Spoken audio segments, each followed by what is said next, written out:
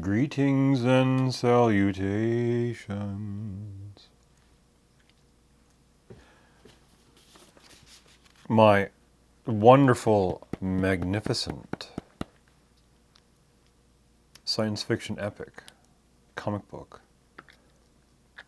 It's been kind of hit and miss lately. I haven't been getting to it. There's other things, so many other things, apart from the day job and the drive, the 45-minute one-way commute, and taking care of other things before the seasons take a final nosedive. You know, excuses being what they are, obviously. I haven't been Johnny on the spot with the details on this yet, as much as I should be.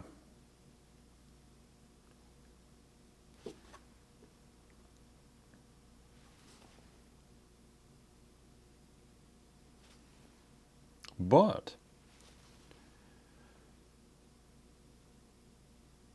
be that as it may, we're going to do a little bit of work here. And so one of the videos I mentioned a movie called The Forbin Project, a very, very good movie. Again, it's an underscored sense of doom and gloom. It's probably a passive analysis of the hubris of modern technology, in that it will cure everything but the common cold.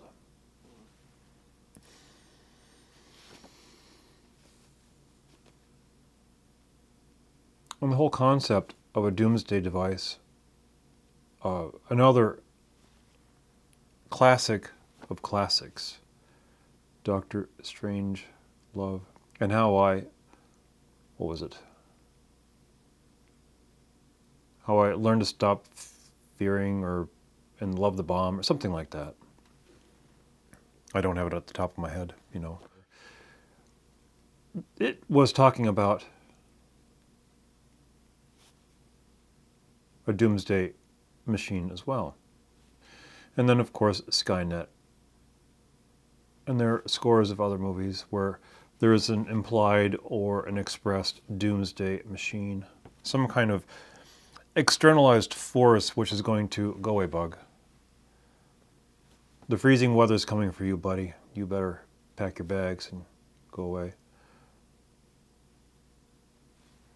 Externalizing this notion of doom and gloom, religion has it.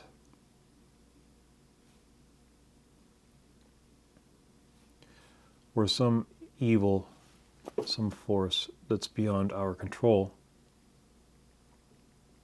will end the world. And this is one of the reasons why we put so much faith and so much confidence in world leaders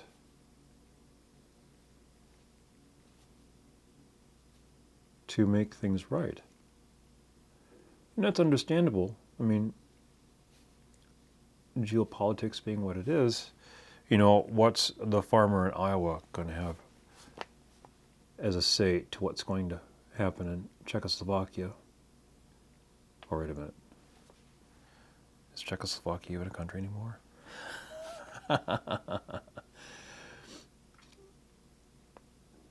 No, it is not. But that reminds me of all the videos you see on Facebook about the guy going around saying, what's the capital of Denmark? Or what's the capital of Washington, D.C.? And these people are genuinely thinking that the question is serious. And they're just showing themselves to be dopes.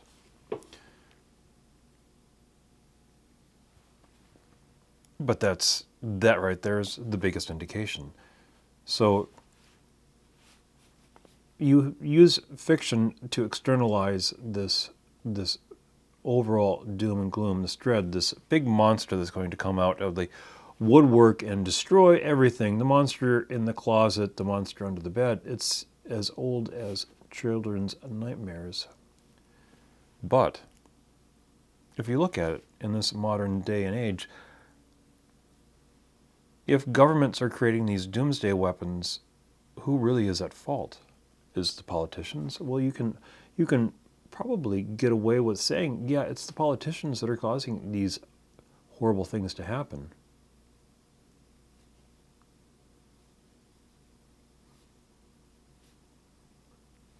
But here's the thing.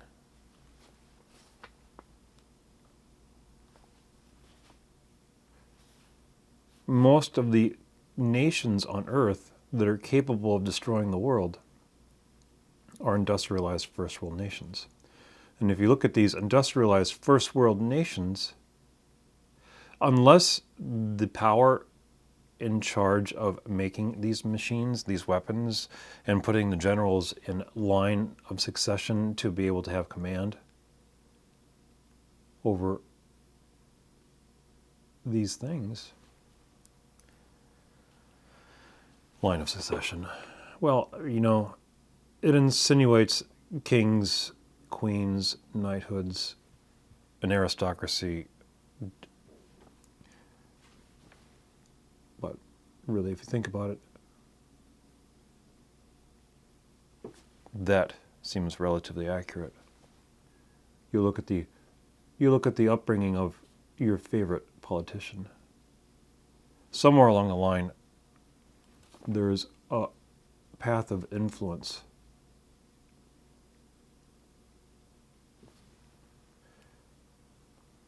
They know someone who knew someone who put them in a position where they could better leverage their existence. But still,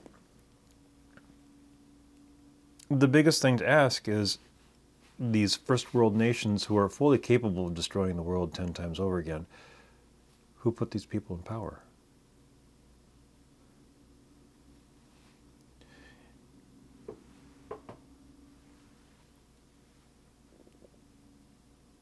They didn't usurp the power. They didn't roll into Washington, D.C. or London with a parade of tanks. They didn't seize power. Well, not yet. The first world nations haven't yet become banana republics, but it seems like they're coming pretty damn close. But these people who are able to destroy the world 10 times over again, who put them in power? Well, the evil Bilderbergers.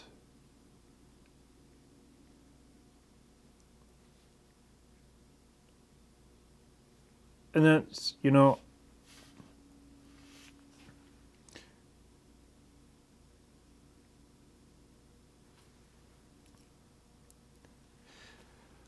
that ties into it.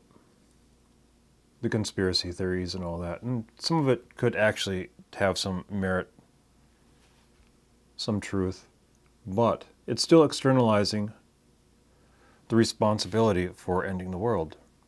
It brings to question, it still brings to question who brought these people in power. The people who voted them on office. So really, the question is, for anyone who is terrified of the idea of the end of the world and seeking the responsibility, who did it? All you have to do is, you know, look in the mirror.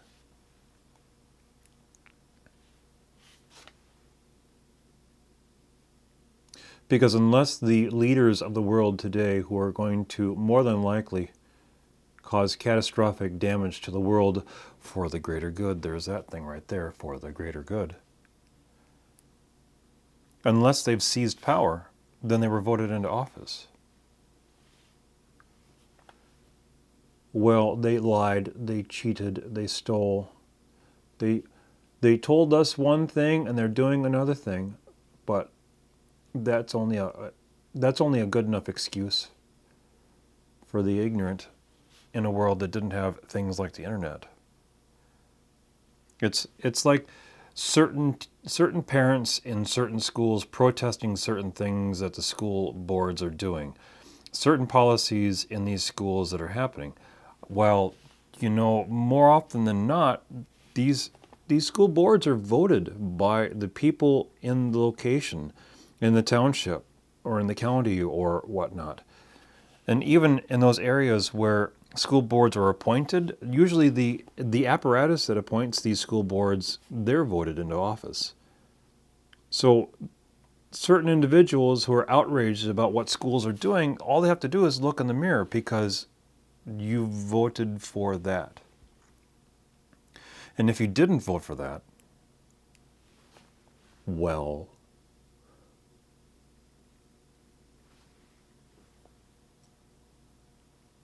how did it come to pass? Because in a community, you would think that there's parity in opinions and political outlook. So, back to externalizing the end of the world. There's always these doom and gloom machines, Skynet, the Colossus, the Forbin Project, the devil. But in the end, that's just externalizing the responsibility of the end of the world to people who have some power to put these people into office. A certain Austrian in the early 20th century, even he was elected to office.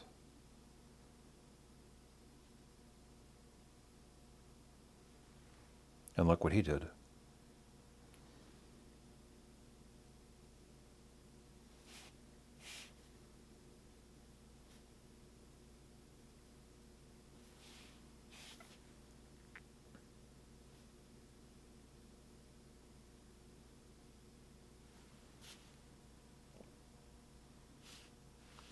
And this isn't to suggest that people have absolute control over what goes on in the world. That's the whole point of having leaders.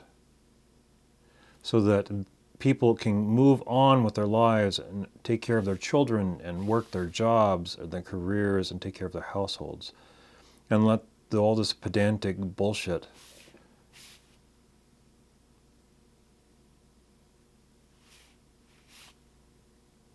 be taken care of. And that's the other thing too. If you look throughout history, one of the biggest things that you see with tyrants and people who basically are on the verge of destroying the world, they're always doing it for a cause.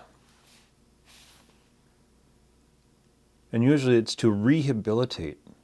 We're going to save the world. And very rarely, very, very rarely when that concept of we're going to save the world has ever been put into actual political power.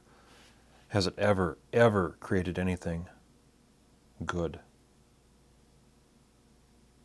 Some of the worst despotic regimes in human history have all been instigated with the notion of rehabilitating, curing, or saving the world. You look at the Spanish Inquisitions. You look at a certain Central European country in the early 20th century.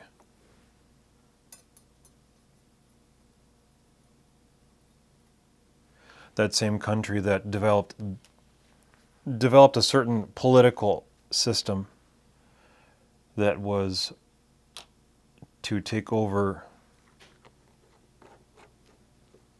half the globe, a certain political theology.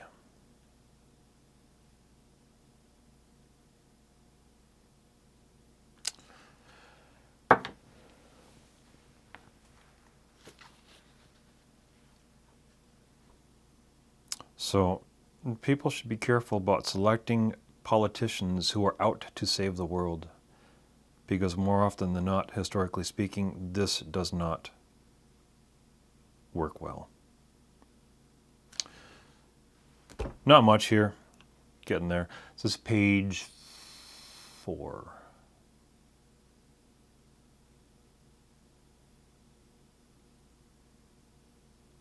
Yeah, it's page 4. So anyway, some simple line work. Thank you for watching. See ya.